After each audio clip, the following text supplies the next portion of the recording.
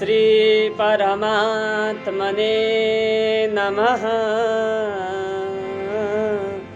ओम श्री गुरुचरण कमलेभ्यो नमः। वंशी विभूषितकरा नवनीलधावा पीताम्बर दरुणबिम्बफलादरोष्टा पूर्णेन्दुसुन्दरमुखा दरविन्दनेत्रात् कृष्णात् परं किमपि तत्त्वमहं न जाने। लकड़ी जली कैला भयो जली राग में अभागी न यसो भयो न कैला भयो न राग। जब संग जिन्दगी रहन्छ फुर्सद हुँदैन काममा कुनै समय निकाल भक्त प्रेम गरलो राममा प्रेम गरलो राममा। सो उपस्थित समादरणीय भक्तवृन्द, हजुरहरूलाई ओमकार टिम नेपालमा हार्दिक स्वागत गर्दछु। त्यसै गरी फेसबुक लाइभमा जति पनि दर्शक महानुभावहरू हुनुहुन्छ उहाँहरूलाई हार्दिक स्वागत गर्दछु। हामीले हजुरहरूलाई नित्य निरन्तर रूपमा पुरुषोत्तम मास महात्माको कथा श्रवण गराउँदै आएको त अवगत नै छ। आज पनि हामीहरू त्यस्तै भगवान् पुरुषोत्तमका अत्यन्त सुन्दर चरित्र अत्यन्त सुन्दर लीलाहरूलाई लिएर उपस्थित भइसकेका छौँ। वास्तवमा भगवान्ले हामीलाई 12 महिना दिनुभयो के को लागि भन्दाखेरि 12 महिना हाम्रो बिजनेस व्यवसाय व्यापार आदिको सञ्चालन गर्नको लागि भनेर भगवान्ले हामीलाई 12 महिना दिनुभयो। र अहिलेका व्यक्तिहरू भगवान्ले बुझ्नुभयो अहिलेका व्यक्तिहरूलाई काम धन्दामा फुर्सद हुँदैन, आफ्नो काम धन्दा गर्नुपर्छ, बिजनेस व्यवसाय गर्नुपर्छ, विदेशमा गएर भए पनि आफूले कर्मको फल अनुसार आफ्नो कर्मको फल भोग्नुपर्छ र धन सम्पत्तिलाई आर्जन गर्नुपर्छ। भगवान्ले यी क्रियाहरूलाई पनि गर कलियुगमा नगरी हुँदैन, तर यो क्रिया गर्नभन्दा बाहेक 3 वर्षमा एउटा महिना दिनुभयो, जुन महिनामा भगवान्को निमित्त जसले दीप प्रज्वलन गर्दछ, चाहे दीप प्रज्वलन गरेर होस्, चाहे स्नान गरेर होस्, चाहे दिन दुखीको सेवा गरेर होस्, चाहे भगवान्को कथा भगवान्को चरित्र श्रवण गरेर होस्, जसले यस महिनालाई व्यतीत गर्दछ भने उसका सम्पूर्ण प्रकारका मनोकामनाहरू परिपूर्ण हुन्छन् भनेर शास्त्रमा बताइएको छ। त्यस्तो पावन भगवान्को पुरुषोत्तम महिनाको चरित्र हामीहरूले श्रवण गर्दैछौँ। हजुरहरू देश विदेश जहाँ हुनुहुन्छ तन मन धन लगाएर भगवान्को कथा श्रवण गर्नुहोस्, भगवान्ले अवश्य हजुरहरूको मनोकामना परिपूर्ण गरिदिनुहुनेछ। हामीले हिजोसम्म प्रसङ्गमा श्रवण गरेका थियौँ, वाल्मीकि मुनिले दृढधन्वा राजाको पूर्व जन्मको कथालाई श्रवण गराउँदै हुनुहुन्छ। वाल्मीकि मुनिले भन्नुभयो, हे दृढधन्वा, तिमी पूर्व जन्ममा एकजना सुदेव नाम गरेका ब्राह्मण थियो, तिम्रो अत्यन्त सुन्दरी पत्नी गौतमी नाम गरेकी पत्नी थिइन् र ती पत्नीबाट तिम्रो सन्तान भएन। सन्तान नभइसकेपछि भगवान् श्रीमन नारायणको उपासना गर्यौ। नारायण भगवान्ले भन्नुभयो, तिम्रो यस जन्ममा सन्तान हुँदैनन्, अब तिमीलाई म सन्तान दिन सक्दिनँ भन्दा गरुडजीले आफ्नो अंश अवतार एउटा सन्तान दिनुभयो। दर्शकवृन्द, यहाँनिर अगाडि गएर भन्नुहुन्छ, नारदजीले अब फेरि नरनारायण भगवान्सँग प्रश्न गर्नुहुन्छ। स्वकीय चरितं श्रुत्वा प्राक्तनं सकिताननं राजानं पुनरेवाह वाल्मीकि श्रवणोत्सुकम्। वाल्मीकि मुनिले जुन राजाको पूर्वजन्मको चरित्र भन्दै हुनुहुन्छ, त्यो चरित्र मलाई फेरि सुन्न इच्छा लाग्यो। हे प्रभु, हे गुरुदेव, हे भगवान्, मलाई फेरि त्यो चरित्र श्रवण गराउनुहोस् न। कति आनन्दमय, कति सुन्दर चरित्र छ, मलाई त्यो चरित्र श्रवण गराउनुहोस् भनेर भनिसकेपछि वाल्मीकि मुनिले भन्नुहुन्छ, हे राजन, यो कलियुगमा वास्तवमा भगवान्को नाम संकीर्तन, भगवान्को कीर्तन भन्दा ठुलो साधन छ। आउनुहोस्, केही बेर भगवान्को नाम संकीर्तन गरौँ, तत्पश्चात हामीहरू कथामा प्रवेश गर्नेछौँ।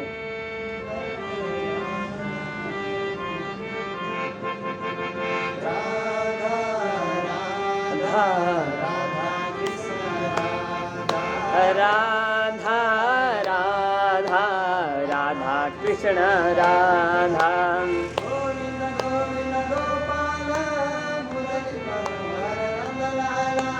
गोविंद गोविंद गोपाल मुरली मनोहर नंदलाल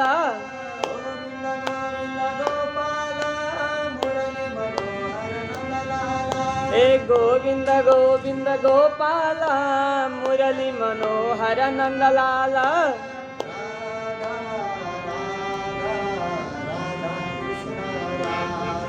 हे राधा राधा राधा कृष्ण राधा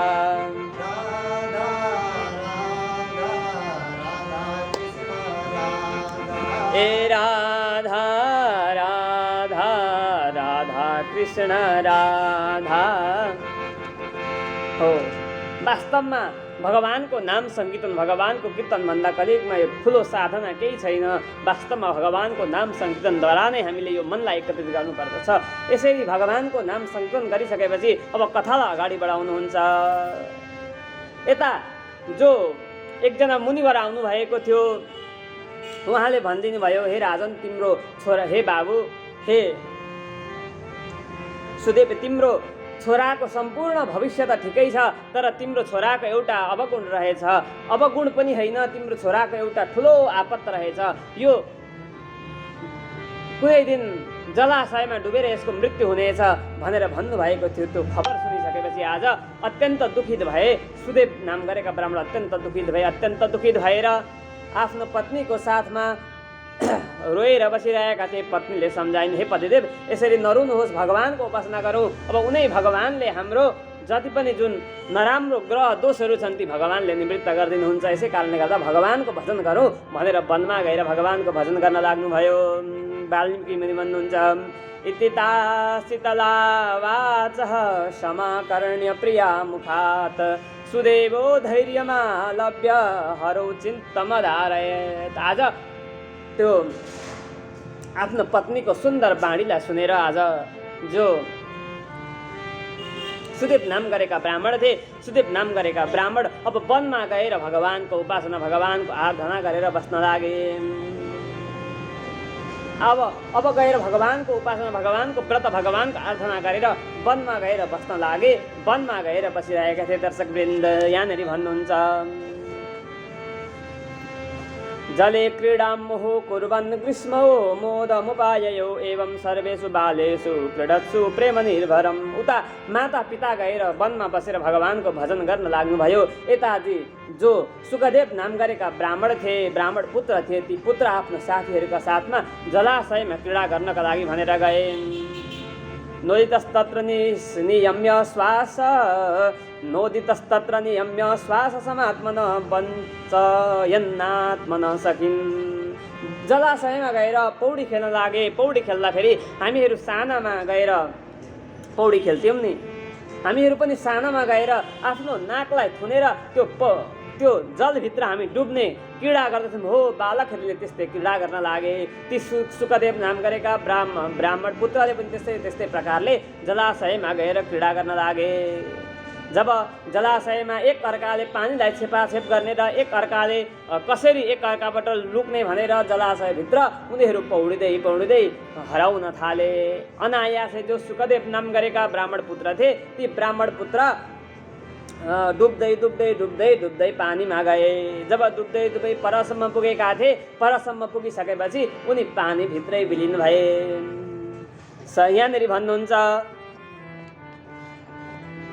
जलादानगतं वीक्ष्य सर्वे चकितमानसा समान वयस सर्वे हाहा कृत्वा प्रधावितः। सबैजना अब त्यो पौडी खेलिरहेका थिए, सबैजना बाहिर निस्के। तर जो सुखदेव नाम गरेका ब्राह्मण थिए, ती ब्राह्मण जलाशयबाट निस्केनन्। ननिस्किसकेपछि सम्पूर्ण बालकहरूले तिनको प्रतीक्षा गरेर बसे। तर धेरै समयपछि उनको लास त्यहाँबाट बाहिर निस्क्यो। सम्पूर्ण बालकहरू अब त रुन लागे, कराउन लागे। सबैजना बालकहरू त्यहाँबाट भाग्न लागे। कसैले गएर सुखदेवका जो माता पिता थिए, गौतमी र सुदेव नाम गरेका ब्राह्मणलाई गएर खबर वृत्तान्त बताउन लागे। मृतं पुत्रं समालिङ्ग्य स्वाङ्के कृत्वा कलेवरं सुदेव पुत्रवदनं चुचुम्ब समुहुर्मुहुः।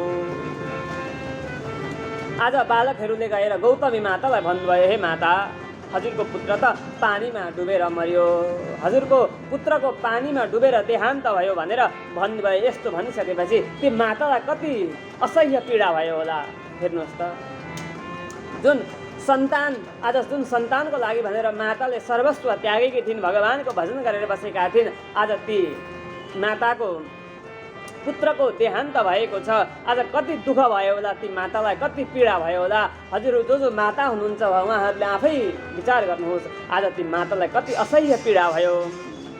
आज त्यो बालकहरूको खबर सुन्ने बित्तिकै ती माता गौतमी नाम माता जो थिइन्, माता भुइँमा डङ्ग पसारिन्। सुदेव नाम गरेका ब्राह्मणले पनि त्यो खबर सुने। खबर सुनिसकेपछि सुदेव नाम गरेका ब्राह्मण पनि भुइँमा ड्वाङ्ग पसारिए।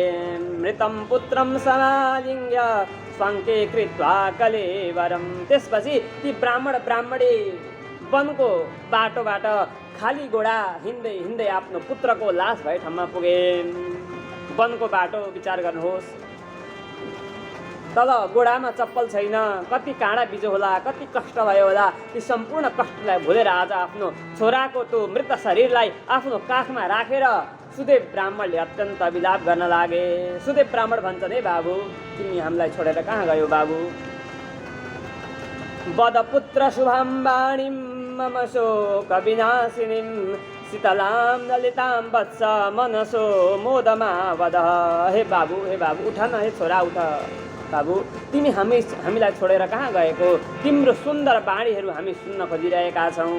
शीतलां ललितां वत्स, हे बाबु तिम्रो सुन्दर बाणी हामीलाई सुनाउ न, हामीलाई तिम्रो सुन्दर बाणी सुन्न मन छ। हे बाबु, यसरी छोडेर नजाऊ न भनेर आज अत्यन्त विलाप गर्न लाग्नुभयो। तिमीले माता पितालाई चटक्कै बिर्सिएर तिमी कहाँ गएका बाबु? हे छोरा, तिम्रा सखाहरू खेल्नका लागि भनेर आएका छन्। तिम्रा गुरुदेवले वेद अध्ययन गर्नका लागि तिमीलाई पुकार गरिराख्नु भएको छ। बाबु, वेद अध्ययन गर्न आऊ न। त्यो वेदको मन्त्र तिमीले पढेको त्यो वेदको मन्त्र मलाई सुन्ने ठुलो रहर छ। बाबु, तिमी उठ बाबु भनेर अत्यन्त विलाप गर्न लाग्नुभयो। फलमूल प्रियस्तत्वं चेन्न तिष्ठति ममाग्रतः न मया चरितं गरिहं ब्रह्महत्यापि नो कृतः। अगाडि गएर भन्नुहुन्छ, हे बाबु, अब तिमी बिनाको यो घरमा हामी कसरी बाँच्नु? तिमी बिना यो घर शून्य भएको छ बाबु, तिमी उठ, तिमी जाग बाबु भनेर भन्नुहुन्छ। अनि अगाडि गएर भन्नुहुन्छ, न मैले कुनै त्यस्तो ब्रह्म हत्या गरेको थिएँ, आज मैले कुन जन्मको पापलाई भोगिराख्नु परेको छ। अहो धात किमे तावत् फलं त्वया महत् लोचनं मम दीनस्य वृद्धस्य कृष्य निर्दयः। ए विधाता, आज तिमीले मलाई कुन जन्मको फल भोगाइरहेका छौ? विधाता, हे विधाता, यसरी हामीलाई किन, जति दुखी छौ ती दुखीलाई किन दुःख दिने काम गर्छौ? हेर्नुहोस् त, संसारमा दुःख पनि जो दुखी छन् तिनै दुखीहरूलाई दुःख मिल्दो रहेछ। आज ब्राह्मणहरूले पुत्र प्राप्तिको लागि भनेर भगवानको उपासना गरे, आज तिनै दुखी ब्राह्मण फेरि दुखी भएका छन् संसारमा। भनिएको छ नि, न चन्द्रस्य सुखम किञ्चित् न सुखम चक्रवर्तिन सुखमस्ति विकरात्मस्य मुने कान्तजीविनः। मुने कान्तजीविनः। दर्शकवृन्द, आदरणीय भक्तसज्जन, वास्तवमा हो सन्तान भएर मात्र सुख हुन्छ भनेर भन्न सकिँदैन, सन्तानले मात्र सुख दिन्छन् भनेर भन्न सकिँदैन। हेर्नुहोस्, बरु सन्तान भएन भने त एउटा चिन्ता हुन्छ हामीलाई, सन्तान भएन भन्ने, तर सन्तान भएर कुपुत्र सन्तान भयो भने कति दुःख हुन्छ हामीलाई। विचार गर्नुहोस् त, सन्तान भएर कुपुत्र सन्तान भयो भने धेरै दुःख हुन्छ। सन्तान भएर जाँड रक्सी मदिरा खाइदियो, भगवानको कथा श्रवण गरे ठाउँमा आगो लगाउने काम गर्छ, वेद आदिलाई अध्ययन गर्दैन, अथवा आफ्नो धर्मदेखि रहित भएर दुष्ट फटाखल स्वभावको भयो भने कति कष्ट हुन्छ। यसै कारणले गर्दा भगवानको कृपाद्वारा, भगवानको इच्छाद्वारा हामीलाई जे जस्तो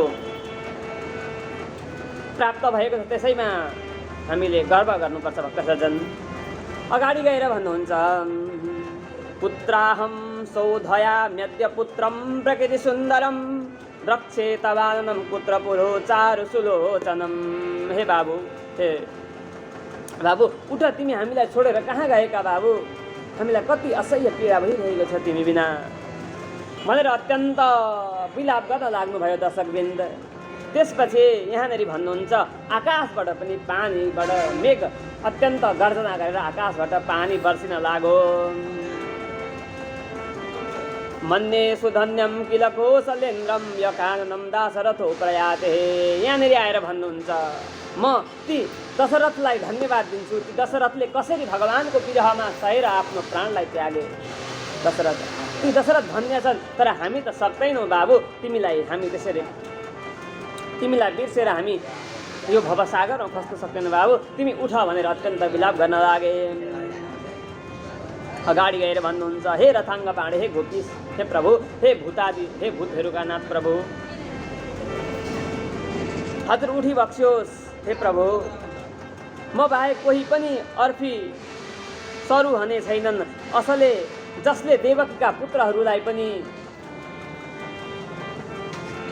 जीवित गराएर ल्याएर देवकीलाई प्रदान गर्नुभयो, त्यस्ता भगवान नै प्रभु, हजुर जागी बक्स्योस्। हे प्रभु, हामीमाथि कृपा गर्नुहोस् भनेर भगवानलाई पुकार गर्न लागे। त्यसपछि अगाडि गएर भन्नुहुन्छ दृढधन्वा सराजरसे श्रुत्वा प्राप्तनमात्मनः सविस्मयं समापृच्छत वाल्मीकं मुनिसत्तमम्। हे दृढधन्वा, हे राजन, जब ती ब्राह्मणी अत्यन्त विलाप गरेर आफ्नो छोराको मृत शरीरलाई काखमा राखेर रोएर कराएर बसिरहेका थिए, त्यस बेला अनायास पुरुषोत्तम महिना परेको रहेछ। पुरुषोत्तम महिना परेको रहेछ। 1 महिनासम्मको मृत शरीरलाई आफ्नो काखमाथि राखेर ब्राह्मणीले विलाप गर्न लागे। त्यस बेला अनायासै पुरुषोत्तम महिना परेको रहेछ र पुरुषोत्तम महिनाको व्रत उनीहरूले गरिसकेपछि भगवान श्रीमन्नारायण प्रकट हुनुभयो। भगवान भन्नुहुन्छ भो भो सुदेव धन्योसी भाग्यवान साम्प्रतं भवान त्वद्भाग्यं वर्णितुं को वा समर्थो भुवनत्रये। त्यस बेला भगवान पुरुषोत्तमको व्रत परेछ, त्यस बेला पुरुषोत्तम भगवानको आराधना गरेछन् उनीहरूले अनायासै। अनि भगवान हरि भन्नुहुन्छ हे सुदेव ब्राह्मण, तिमी धन्य छौ, भाग्यवान साम्प्रतं भवान, तिमीहरूले जस्तो मेरो आराधना त संसारमा अहिलेसम्म कसैले पनि गरेको छैन। तिम्रो जुन यो मलाई उपासना गरेको जुन भाग्य छ, यो भाग्यको कसले वर्णन गर्न सक्छ र। हे सुदेव, तिमीले जे कामनाले मेरो उपासना गरेका छौ, तिम्रो सम्पूर्ण कामनाहरू परिपूर्ण हुनेछन्।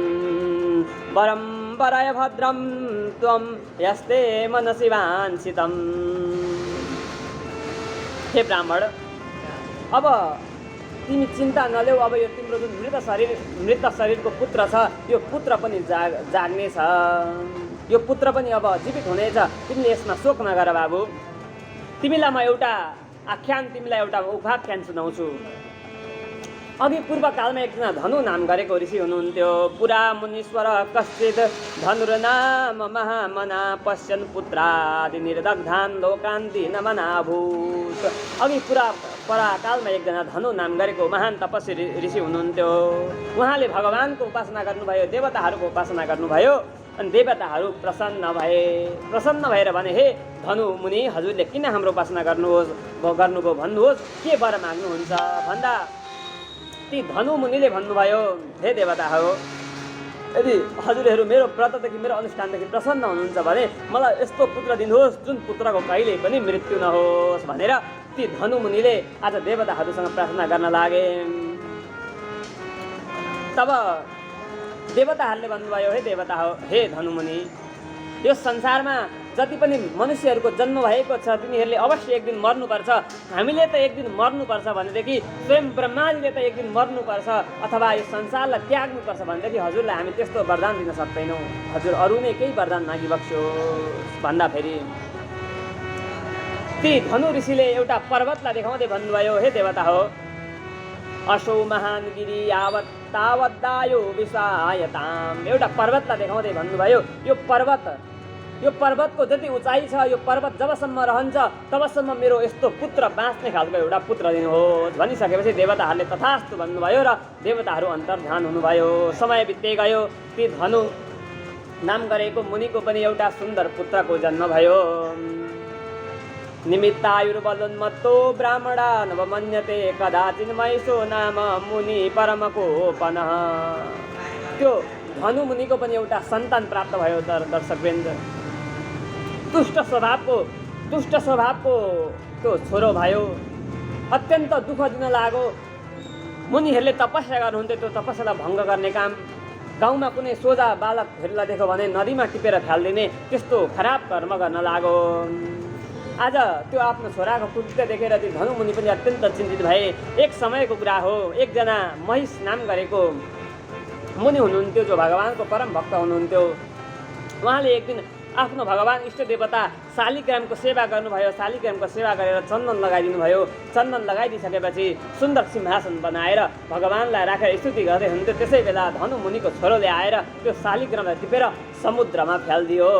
शालिग्राम जो भगवान इष्ट देवता हुनुहुन्थ्यो त्यो इष्ट देवतालाई लगेर समुद्रमा फ्यालिदियो। तब ती धनुमुनि अत्यन्त क्रोधित हुनुभयो र श्राप दिन लाग्नुभयो, तेरो अहिले मृत्यु भइहालोस्, हे दुष्ट, त फटार छस्, तेरो अहिले मृत्यु भइहालोस् भनेर यसरी श्राप दिनुभयो। तर त्यसको मृत्यु भएन।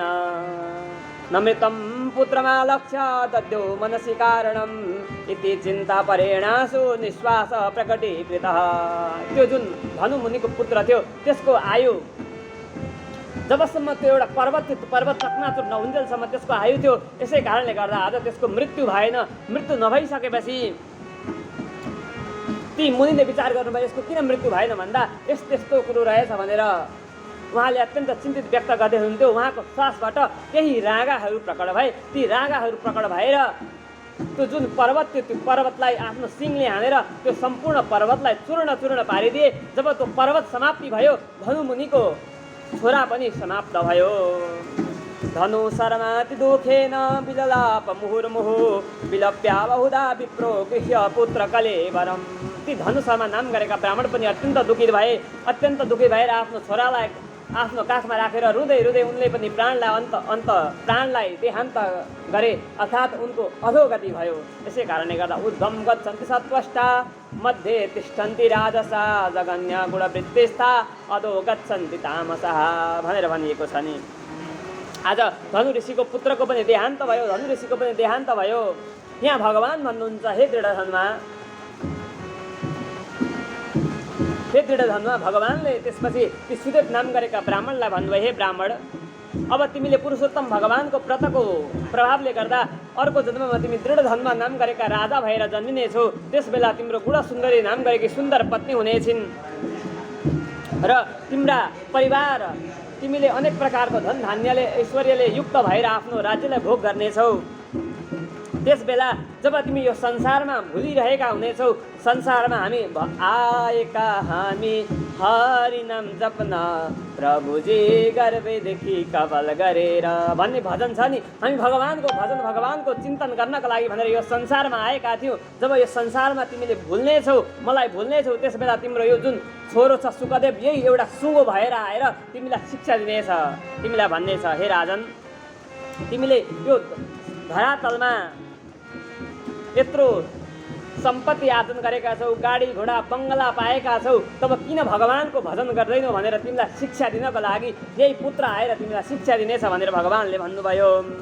वटवृक्षं समाश्रित्य त्वामेवं बोधयिष्यति वैराग्योत्पादकं पद्यं पठन्नेव मुहुर्मुहुः। अनि तिमीले त्यही कुराको चिन्तन गर्नेछौ र पछि वाल्मीकि मुनिले आएर तिमीलाई शिक्षा दिने हुनेछ र अनि अन्ततगतः तिमीले मेरो भजन गर्दै गर्दै तिमीले मोक्षलाई प्राप्त गर्नेछौ भनेर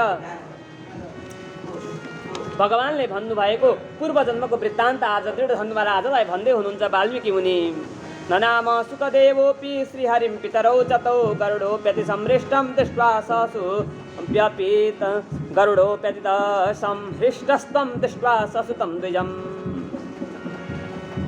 त्यसपछि जुन त्यो ब्राह्मणको पुत्र थियो सुखदेव नाम गरेको ब्राह्मण, त्यो पुत्र पनि जागो अनि भगवानलाई प्रणाम गरो।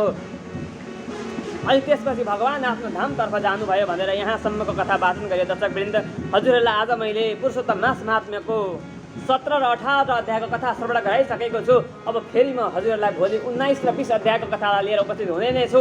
हजुरहरू हामीसँग रहिरहनु होला। हजुरहरूले ओमकार टिभी नेपाललाई सब्सक्राइब गर्नुभएको छैन भने सब्सक्राइब गर्नुहोला। यसै गरी हाम्रो भरे 3 बजेदेखि लाइभ प्रोग्राम हुनुहुन्छ, हजुरहरू त्यहाँ पनि उपस्थित हुनुहोला भन्दै म बिदा हुन्छु। सर्वे बन्धु सुखिनः, सर्वे सन्तु निरामयः, सर्वे भद्राणि पश्यन्ति, मा कश्चित् दुःखभाग् भवेत्। ओम शान्ति शान्तिर्भवतु, अस्तु सर्वत्र शान्तिर्भवतु।